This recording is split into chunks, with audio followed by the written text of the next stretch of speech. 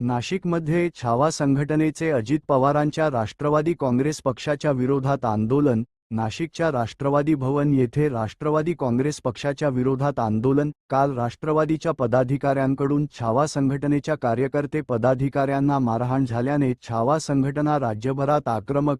सूरज चव्हाण यांच्या प्रतिमेला जोडे मारत केले आंदोलन. सूरज चव्हाण यांचे बॅनर छावाच्या पदाधिकाऱ्यांनी पायदळीत उडवले. सूरज चव्हाण यांची हकालपट्टी करून त्यांच्यावर देशद्रोहाचा गुन्हा दाखल करावा या मागणीसाठी छावाचे पदाधिकारी आक्रमक. देश न्यूज मराठी प्रतिनिधी एजाज शेख. आमचे सहकारी मित्र शेतकरी पुत्र विजय गाडगे पाटील यांच्यावर पद्धतीने सूरज चव्हाण केलेलं आहे.